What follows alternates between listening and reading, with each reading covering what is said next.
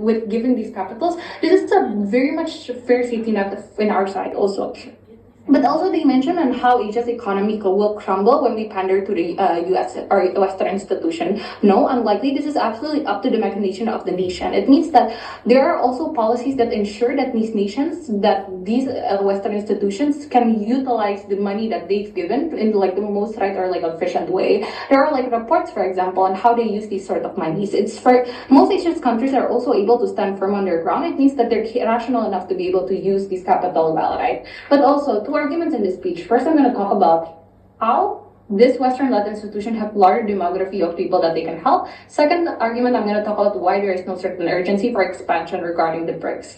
First argument then, let's talk about how this Western-led institution have larger demography of people. The premise in this argument is that WTO, IMF, World Bank have larger bases of funding. They have been existing from literally the 1950s. There are decades of building up fundings, building up policies, and also member states are much more likely to be able to like have like the larger fundings towards these institutions, right? But also let's frame on capacity and incentive. First layer about the capacity. These institutions are funded by more countries. Do note that IMF is funded by all member of nations, but therefore there's far more bigger capital in our side. The second layer then on the incentive. The sole purpose of these Western institutions are to cater to the nations that are in need. They can ask for nations to open up their economy for free trade, but we say maybe that is not completely a bad thing. Why? Because this is inherently justified, because in contrast to that, we get a larger portion of capital. It means the security net and the safety net that these actors are able to jump on is like something that's much more safer in our side.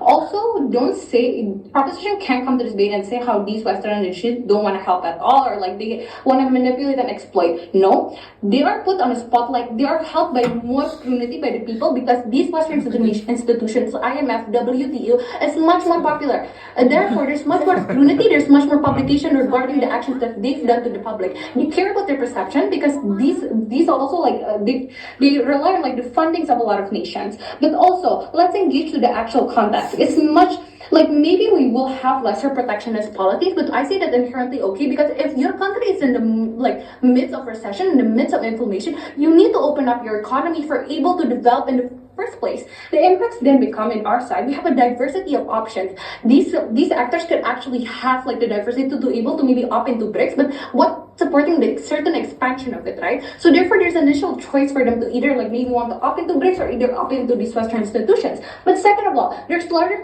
capital for us to utilize because of the actual incentive or like the capacity for these actors. And also, it's much more bigger of a safety net on our side of the house, because we're able to create this larger capital that would lead into these countries having at the very least be able to feed their people, be able to like put like certain policies that will be able to help the welfare of the well-being of their people in society right now, right? Second argument then, I'm going to talk about why is there no certain urgency for expansion.